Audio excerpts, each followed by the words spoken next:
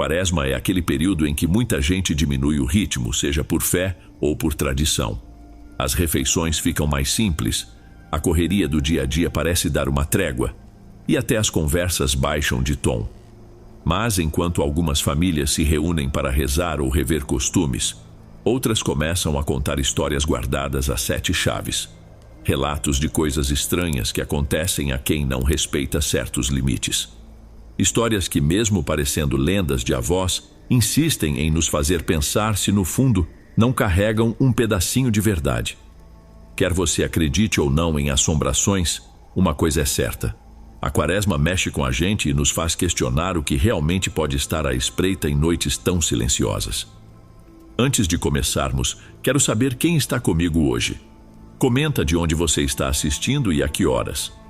Aproveitando que está por aqui, permita-me fazer companhia enquanto você se dedica às suas tarefas diárias, seja no trabalho, arrumando a casa, preparando uma refeição ou simplesmente desfrutando de um momento de descanso, se desligando um pouco de qualquer problema.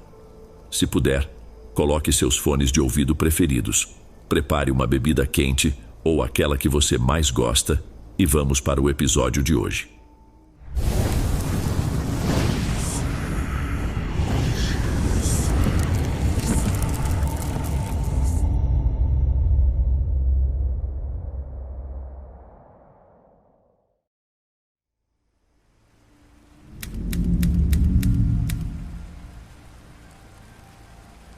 Boa noite, Dom.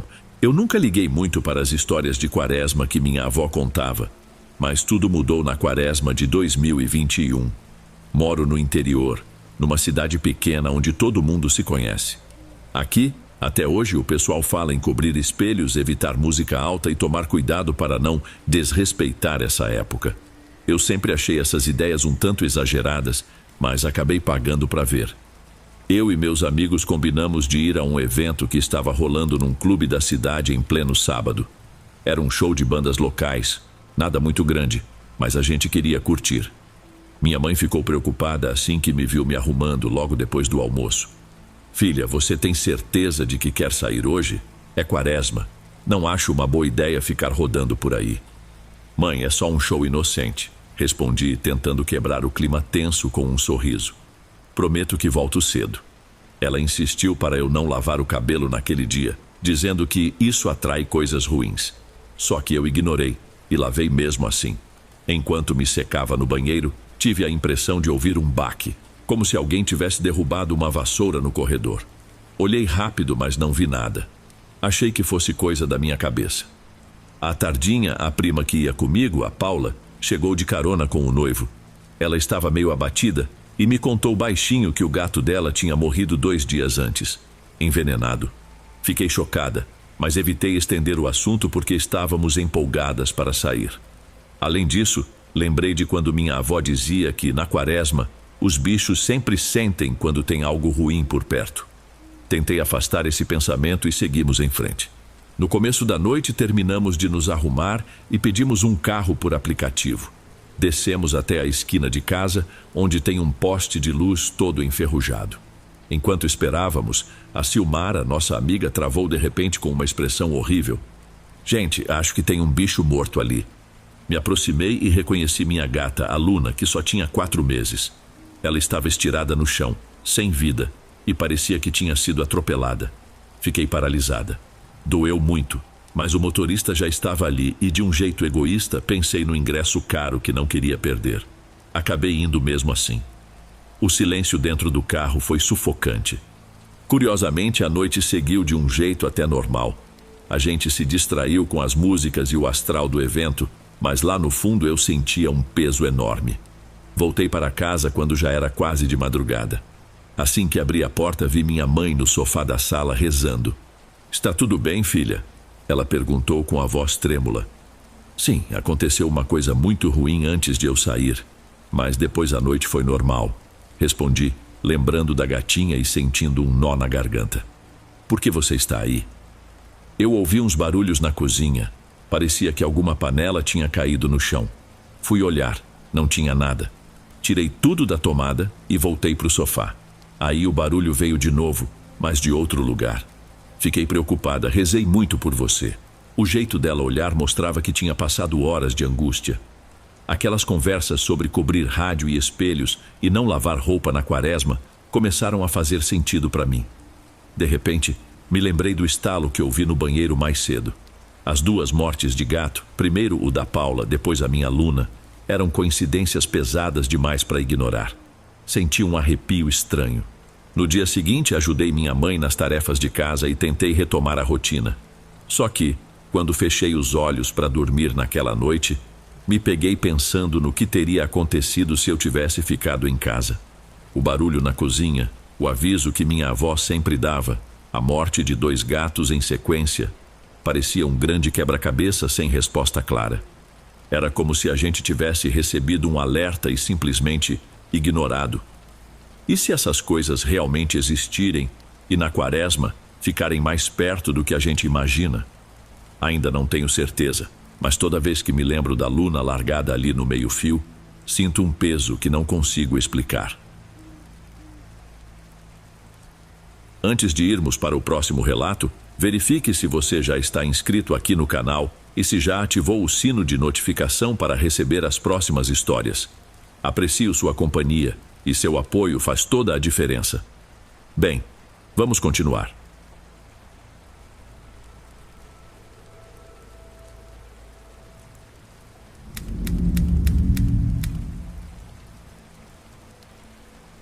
Eu nunca dei muita importância para essas histórias de assombração. Cresci ouvindo minha avó avisar que durante a quaresma era melhor não ficar rodando por aí altas horas da noite, porque coisa ruim andava pelas estradas. Sempre achei que fosse exagero ou superstição do pessoal do interior do Paraná. Mas foi exatamente numa dessas noites de quaresma que vivi o momento mais estranho e assustador da minha vida. Eu tinha acabado de terminar meu turno de vigilância no quartel onde sirvo. Devia ser umas 2:30 da madrugada quando resolvi dar uma saída até a cidade. Não era longe, um pouco mais de 2 quilômetros, seguindo pela estrada principal. O problema é que por aquele trecho não tem iluminação e a neblina costuma ficar bem fechada, deixando tudo com um ar ainda mais vazio. "Não quer esperar até o amanhecer?" perguntou o Cabo Dias, com uma cara de cansado de dar dó. "Prefiro ir agora. Deve ter alguma birosca aberta para eu comer alguma coisa. Além do mais, não tô com sono." Ele só fez que sim com a cabeça e me passou um cantil com água. Eu me sentia tranquilo. Sou alto, tenho porte físico forte e já tô acostumado a andar no escuro para ganhar tempo. Com a arma na cintura e o estômago reclamando, segui meu caminho sem imaginar a cilada que me esperava. A estrada de terra batida estava quieta. Eu só ouvia meus próprios passos e, ao longe, uns grilos aqui e ali.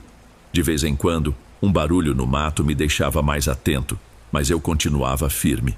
Foi então que ouvi um som diferente, um rosnado baixo que ficava mais forte conforme eu andava. Parei de repente.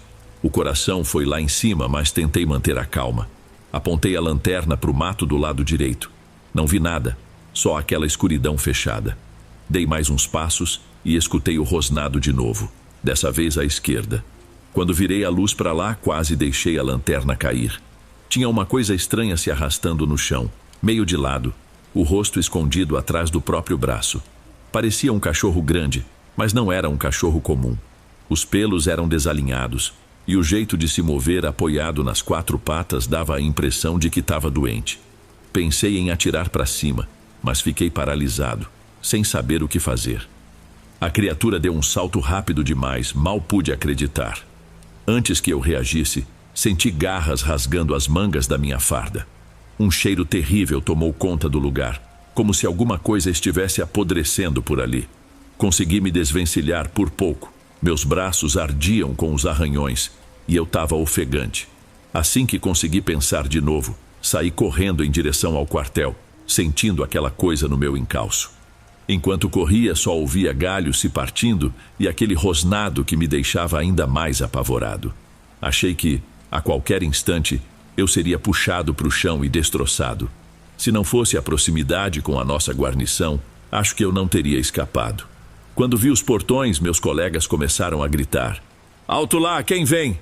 Foi um alívio gigantesco, mas continuei correndo. A criatura recuou, quase como se tivesse medo do quartel ou das vozes do pessoal. Caí lá dentro sentindo o corpo inteiro doer, suando feito louco. Meu uniforme estava rasgado, cheio de marcas que pareciam feitas por unhas enormes. "Pelo amor de Deus, o que aconteceu com você?" perguntou o Cabo Dias, de olhos arregalados. Contei tudo o que tinha visto, sem nem acreditar direito nas minhas próprias palavras. Alguns me olharam de um jeito sério, até que o sargento Batista falou quase sussurrando: "Já ouvi falar de gente dizendo que isso é lobisomem. O pessoal por aqui jura que aparece sempre na quaresma." Eu, que sempre fui cético, fiquei tremendo de nervoso. Outro soldado, o recruta Rangel, comentou que os moradores mais antigos já tinham feito uma armadilha numa ponte da estrada, enchendo de lâminas e giletes para tentar cortar o bicho e descobrir quem era. Disseram que de madrugada ouviram uivos e rosnados de dor. No dia seguinte, encontraram um homem todo ferido, principalmente nas mãos e nos pés. Apesar das desconfianças, nunca provaram nada contra ele. E parece que a criatura continuou infernizando a região depois disso. De manhã fui atendido no ambulatório do quartel. Felizmente não peguei nenhuma infecção nos arranhões, mas precisei de curativos e antibióticos. Passei dias sem conseguir dormir direito, lembrando daquele cheiro horrível e do peso da coisa em cima de mim. Quando minha família perguntou o que tinha acontecido, menti que tinha sido atacado por algum bicho do mato, talvez um lobo grande ou um cão. Era mais simples do que admitir que encarei algo que a gente só ouve em história de interior. De lá para cá, penso 2 vezes antes de duvidar dos avisos do pessoal mais velho. Minha avó sempre disse, desde quando eu era criança, que na quaresma certas portas invisíveis se abrem, largando por aí o que não pertence ao nosso mundo. Pode ser só superstição, ou talvez seja uma explicação para as maldades que andam soltas. De toda forma, quando chega a quaresma, não saio mais sozinho de madrugada. Não tô a fim de arriscar. Se estiver gostando dos relatos, não se esqueça de já deixar o seu like, ele é muito importante. Bem, vamos continuar.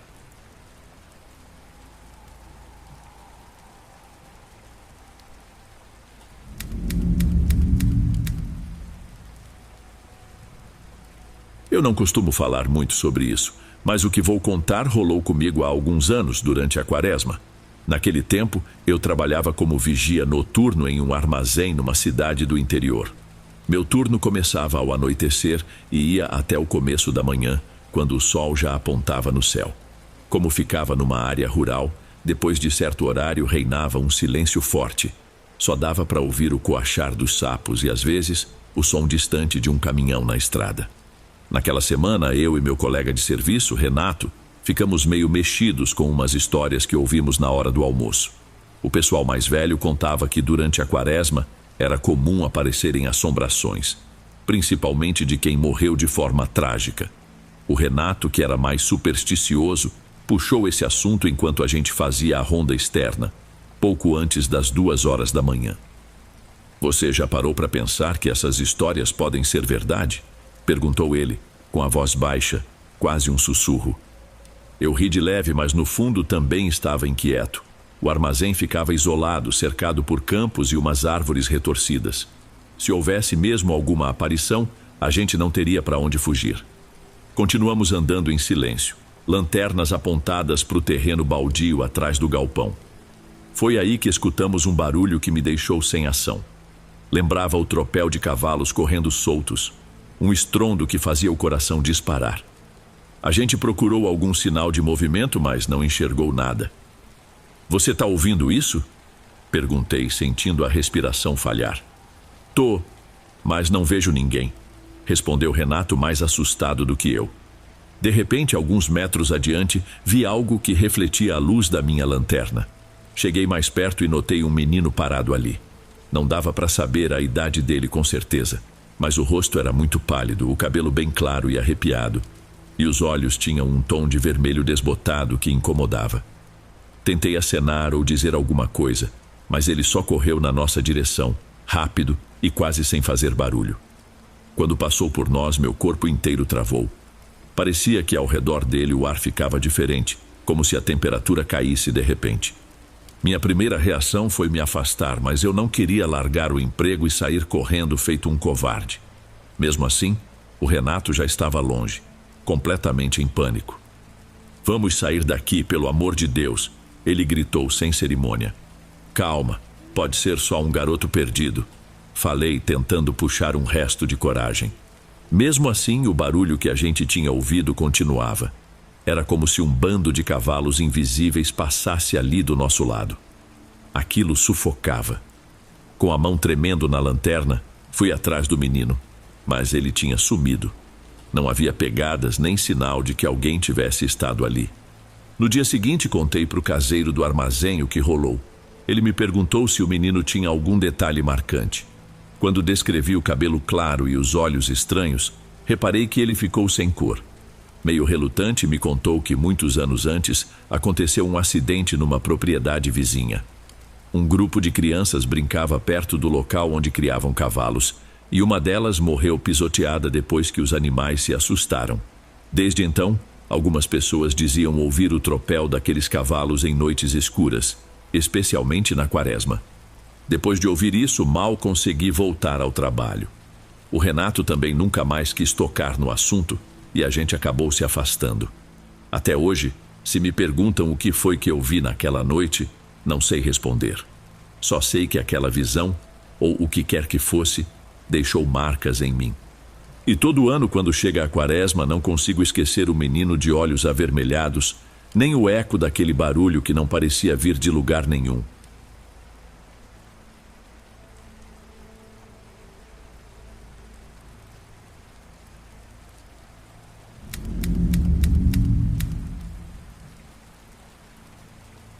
Eu nunca fui de botar muita fé em história de assombração, mas o que rolou comigo numa quaresma de poucos anos atrás ainda me tira o sono. Moro no interior do estado de Santa Catarina, numa cidade que é bem sossegada. Naquele tempo eu fazia curso noturno numa escola pública que ficava a uns 20 minutos de caminhada de casa. Isso se eu pegasse o caminho mais rápido. A questão é que esse trajeto passava ao lado do cemitério municipal e seguia por um atalho praticamente sem iluminação. O outro caminho era bem mais longo, quase o dobro de distância, só que bem mais seguro. Na época, eu preferia chegar em casa o mais depressa possível. Vivia ouvindo a história de que, na quaresma, as coisas ficam mais pesadas, mas nunca liguei muito. Até que numa noite sufocante, saí da escola quase às 10h30. Minha prima Cíntia, que também estudava na mesma turma, estava comigo.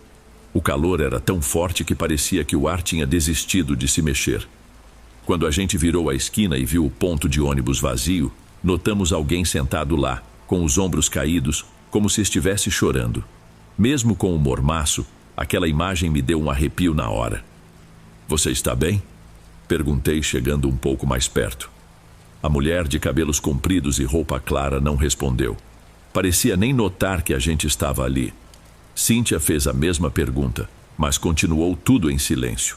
Então a mulher se levantou, ainda de cabeça baixa, e seguiu em direção ao tal caminho curto, aquele que passava grudado nos muros do cemitério.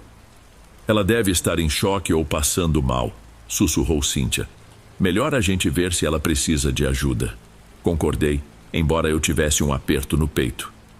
Fomos atrás dela com cuidado para não assustá-la. O silêncio naquele pedaço de rua era muito mais denso do que de costume. Não passava nenhum carro e nem dava para ouvir grilo ou cigarra. Quando chegamos na frente do cemitério, senti um cheiro esquisito no ar, talvez folha queimada ou terra úmida. A mulher finalmente parou, bem na entrada de ferro enferrujada. Cíntia tentou chegar mais perto primeiro. "Moça, por favor, se precisar conversar."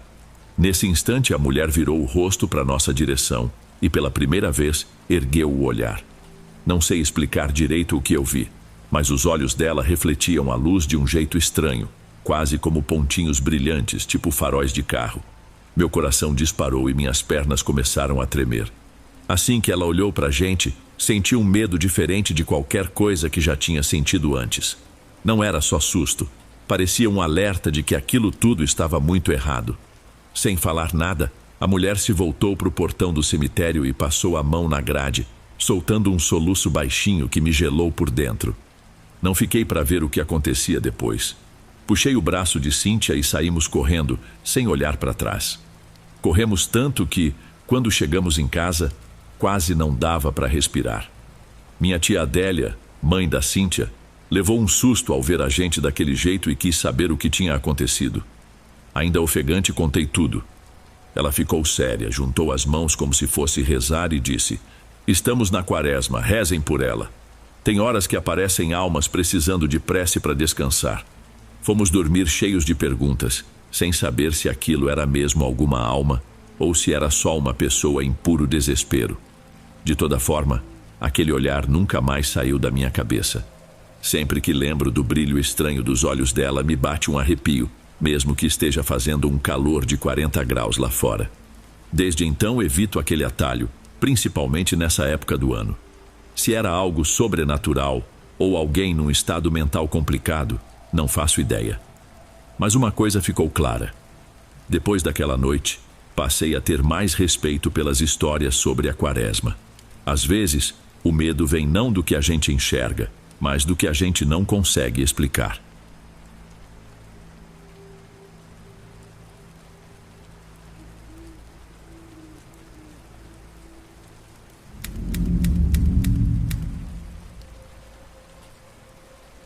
Cheguei em casa, já passava das 3 da madrugada. Era o início da quaresma, e mesmo sabendo das histórias que se conta nesse período, aceitei ajudar na festa de aniversário de casamento da minha madrinha. A comemoração foi em uma cidade pequena do interior de São Paulo, onde mora a minha família. Eu e minha esposa, Mara, cuidamos de toda a decoração: flores, velas, ornamentos. Mesmo com o pessoal comentando que coisas estranhas costumam acontecer nessa época, a gente foi sem hesitar. Quando finalmente nos despedimos dos parentes e pegamos a estrada de volta, estávamos tão cansadas que só queríamos chegar logo. Só que o clima dentro do carro ficou esquisito. Tentei não dar atenção, mas assim que entrei em casa tive a impressão de que havia alguém de olho em mim. A Mara largou a bolsa no sofá e foi direto para o quarto. Ela só disse: "Vou me deitar, não estou me sentindo bem." Eu também estava exausta, mas na hora de deitar, fiquei um bom tempo sem me mexer, olhando para o teto. Parecia que um vulto passava pela fresta da porta. Meu corpo arrepiou de tal jeito que meu coração quase saiu pela boca. Ainda assim, não disse nada. Nas 2 noites seguintes, tentei agir como se nada estivesse acontecendo. Mas toda vez que chegava perto das 3 da madrugada, eu acordava suando. Um dia, resolvi tomar um chá de ervas que minha avó, Dona Sônia, sempre preparava para acalmar. Nem isso adiantou. Quando olhei para Mara, vi que ela também estava acordada, tremendo. "Você está sentindo isso?" Falei baixinho. "Parece que tem alguém mexendo no portão." Ela respondeu, se cobrindo até o pescoço. O problema é que o portão vivia trancado com cadeado. E de repente, ouvimos um barulho de metal batendo no chão, como se arrastassem correntes. Eram passos pesados, chegando perto da escada que leva até a nossa porta. Segurei a respiração por um instante. Aquilo durou alguns segundos, mas parecia não acabar nunca. Só depois de um silêncio completo conseguimos pegar no sono. Na tarde seguinte, fui conversar com a minha mãe, Dona Lucília, que mora a poucas ruas de distância. Contei o que estava acontecendo. Ela me olhou séria, sem surpresa. "Eu também ouvi barulhos estranhos essa noite. Não quis te preocupar, mas vi umas marcas de arranhões na parede do corredor. Não parecem de gato nem de nenhum bicho que conheço." Um arrepio me percorreu na hora. Fui verificar o quintal de casa e achei riscos fundos na pintura, como se garras tivessem arranhado o concreto. A essa altura, o desconforto foi virando um medo que me travava. Algumas noites depois, a Mara soltou um grito abafado por volta das 3 da madrugada. Eu estava quase dormindo quando senti meu corpo pesar, como se alguém segurasse meus ombros. Ela se debatia, dizendo que uma mão gelada tinha passado pelas costas dela e subido até a nuca. Tentei gritar, mas nada saiu. Parecia que cada músculo do meu corpo tinha sido desligado. Essa sensação não durou muito, talvez alguns segundos, mas me deixou sem ação nenhuma. Assim que voltei ao normal, corri para acender as luzes. Não tinha nada nem ninguém ali, só nós duas no quarto. Desde então, Todas as noites a gente acende uma vela e faz orações pedindo proteção. Às vezes, me pergunto se estou realmente enfrentando algo de outro mundo ou se é minha cabeça criando coisas. Mas basta a madrugada chegar para eu ter certeza de que não estamos sozinhas. No fim das contas, prefiro manter a fé. Como um bandista, acredito que existem forças que a gente não entende por completo, mas que pode respeitar e combater com amor, coragem e devoção. Continuamos morando aqui esperando que a quaresma termine e torcendo para que, quando ela acabar, esses barulhos e presenças virem só uma lembrança distante.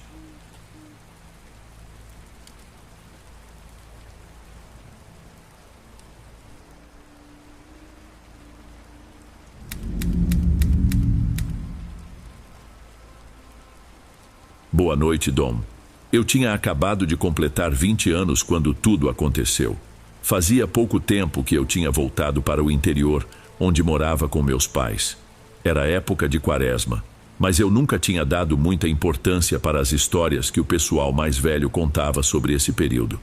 Na minha cabeça, aquilo tudo não passava de superstição que não combinava mais com os dias de hoje. Naquela sexta-feira de noite, eu estava em casa, entediado, e resolvi chamar alguns amigos para distrair. Éramos 5 ao todo: eu, o Ricardo, a Flávia, o Júlio e o André. Por volta das 9 da noite, pensamos em dar uma volta pela vizinhança para fazer algo diferente. Só que quando chegamos à cozinha, minha avó, Dona Áurea, estava sentada na ponta da mesa, olhando para a gente com uma expressão séria. "Vocês vão sair agora?" "Vamos sim, vó, estamos pensando em jogar pique-esconde." "Meninos, vocês sabem que estamos na quaresma. Sejam prudentes." A gente riu sem jeito, mas lá no fundo eu sentia um desconforto, como se estivéssemos fazendo alguma coisa errada.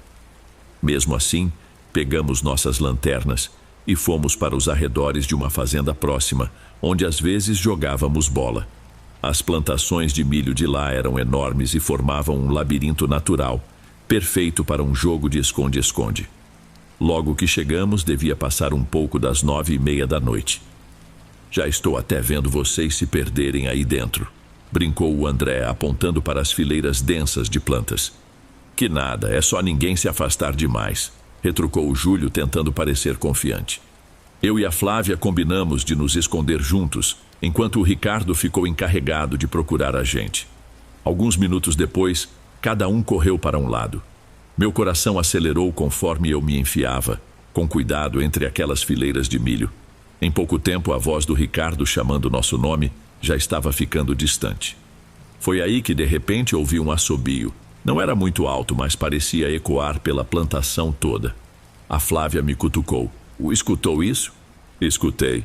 Deve ser o Ricardo tentando assustar a gente." Só que o barulho não parava. Era um assobio longo, constante, meio rouco, como se viesse de uma garganta cansada. Cada passo que a gente dava, ele parecia vir de um ponto diferente. Ficamos tão incomodados que decidimos voltar para o lugar de encontro onde, em tese, o Ricardo estaria esperando. No caminho de volta, cruzamos com o Júlio e o André, que estavam com a mesma cara de quem não estava entendendo nada. Eles pararam ao ver a gente.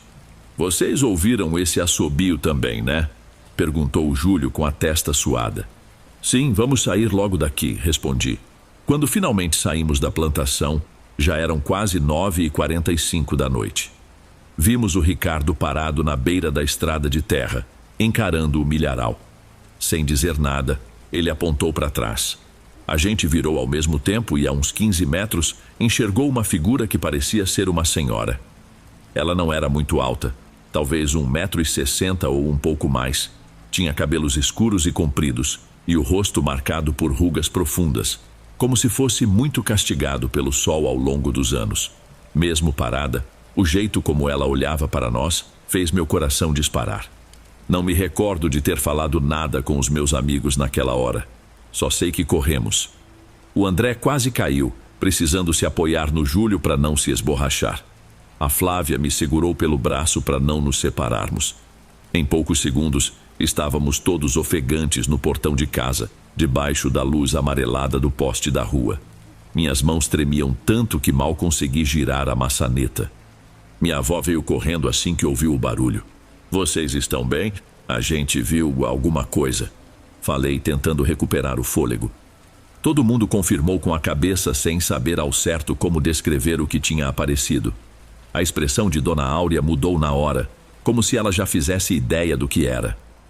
Acho que agora vocês acreditam que não é bom mexer com certas coisas na quaresma. Foi tudo o que ela disse. Depois daquela noite, nenhum de nós teve coragem de voltar à fazenda para descobrir se era mesmo uma senhora de verdade ou algo que foge à nossa compreensão. Não sei se acredito em assombrações, mas até hoje me arrepio quando lembro daquele assobio grave e interminável e do jeito que aquele olhar atravessou a escuridão, fazendo a gente correr sem pensar duas vezes.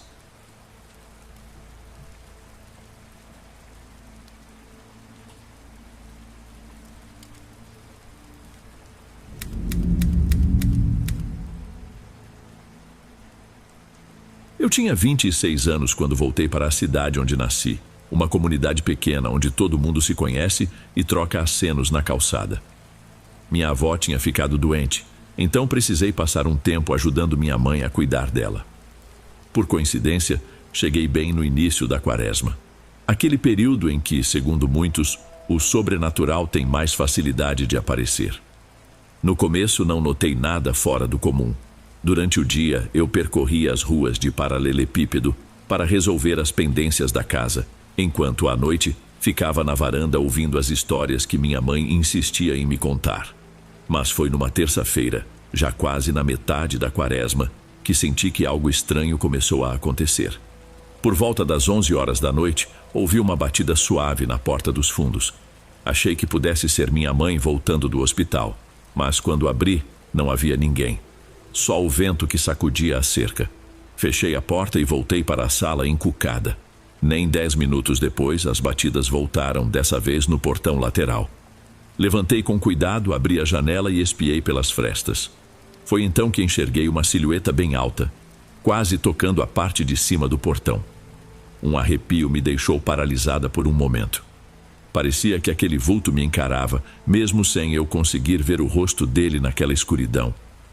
Na manhã seguinte, contei tudo para o Daniel, um amigo de longa data que morava a algumas quadras dali e sempre aparecia quando podia.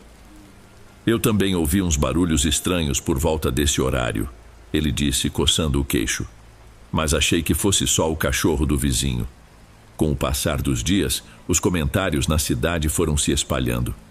Várias pessoas alegavam ter visto alguém com cabelos compridos e aparência doentia rondando as casas durante a madrugada. Também falavam de batidas nas portas seguidas por uma voz abafada dizendo: "Não tens aquilo que eu preciso." A cada dia mais vizinhos diziam que não conseguiam dormir direito, morrendo de medo de espiar a janela depois da meia-noite. Na igreja principal, onde o zelador, o seu Nelson, trabalhava de madrugada, começaram a dizer que ele tinha visto de longe um homem com quase 3 metros de altura, parado numa esquina mal iluminada.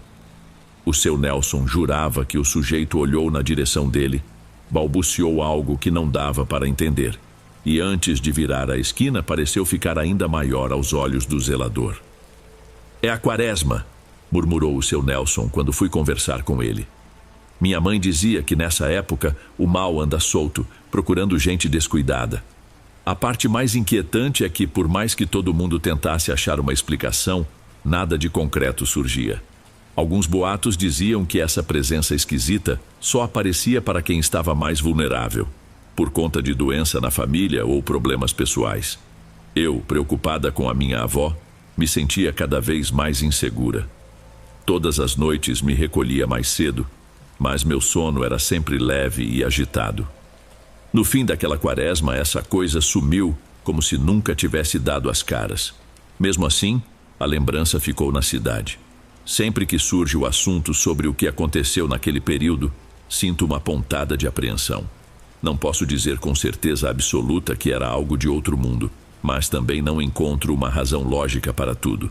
Talvez o mais assustador seja justamente isso: o silêncio que ficou depois que as batidas pararam.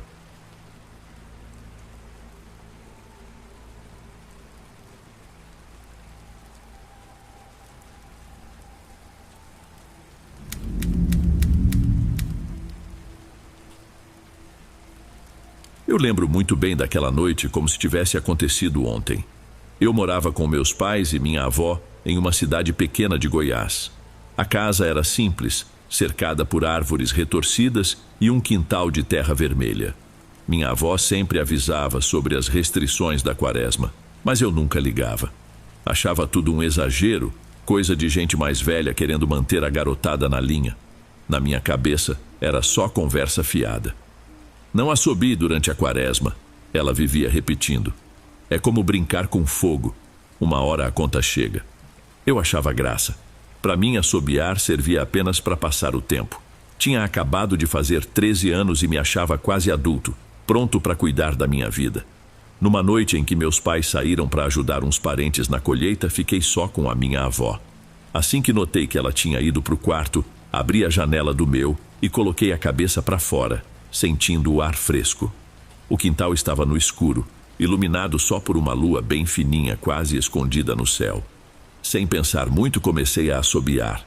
Inventei uma melodia qualquer, um som fininho que se misturava ao coro dos grilos. Fiquei assim por um bom tempo, sem me importar se alguém por perto podia ouvir. Foi aí que escutei um estalo esquisito lá fora, como se algo estivesse se arrastando na terra. No começo parecia galho seco quebrando, mas conforme o barulho chegava mais perto, soava mais como um roçar, quase um farfalhar lento.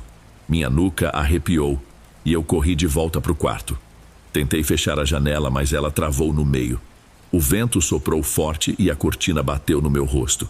Meu coração estava disparado. "Tem alguém aí?" Perguntei com a voz meio trêmula, sem saber se queria resposta ou silêncio.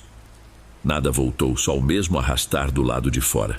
Aquilo me deixou nervoso de verdade. Tentei me distrair, mas qualquer ruído bobo me fazia pular. Já era bem tarde quando ouvi um assobio longo cortando o ar. Lembrava o som de uma flauta desafinada, mas mais agudo e perturbador. Eu não conseguia dizer se vinha do quintal ou das árvores, mas parecia perto demais. Nessa hora, minha avó, que dormia cedo, levantou e apareceu na porta do meu quarto. O olhar dela estava tão assustado quanto o meu. "Eu te avisei", ela sussurrou, fazendo o sinal da cruz. A vela que ela segurava tremeluziu, projetando sombras estranhas na parede. Me aproximei dela, tentando entender o que estava rolando. O barulho lá fora parou por uns segundos, só para voltar ainda mais agudo. Era como se uma coisa enorme estivesse se esgueirando pelos arredores. "Vamos para a sala", ela murmurou, me puxando pelo braço. "É melhor ficar lá rezando." No corredor escutei o mesmo assobio de novo, mas parecia vir de dentro da casa. Parecia impossível alguém ou alguma coisa ter entrado sem a gente ver, mas eu quase jurava que vinha de perto, talvez debaixo do assoalho ou do telhado. A porta da sala estava entreaberta. A lamparina deixava tudo num tom amarelado. Sentei no sofá, sem conseguir dizer nada. Minha avó segurava o terço com força, murmurando orações que eu não acompanhava. De repente veio um baque seco do telhado. Algo parecia rastejar por lá. A gente sentiu uma leve vibração, como se alguém batesse numa tábua solta. Ficamos nos encarando em silêncio, meu coração quase saindo pela boca. Então o barulho parou. A gente ficou imóvel, esperando qualquer sinal de que aquilo aconteceria de novo. Depois de alguns minutos, que mais pareciam horas, ouvimos passos do lado de fora. Eram meus pais voltando, conversando baixo. Quando eles entraram e acenderam a luz, olhei para o teto procurando qualquer fissura ou pista do que poderia ter estado ali. Não achei nada, nem uma telha quebrada. Só sobrou um clima esquisito, um aperto que eu não sabia explicar. Minha avó, ainda com o terço nas mãos, encarava o teto em silêncio. Naquela noite não preguei o olho. E desde então nunca mais ousei assobiar em tempos de quaresma, principalmente de noite. Às vezes me pergunto se aquilo que eu ouvi não passava de vento ou de algum bicho do cerrado. Mas sempre que essa dúvida me bate, lembro daquele assobio gelado. E isso já é suficiente para me deixar quieto.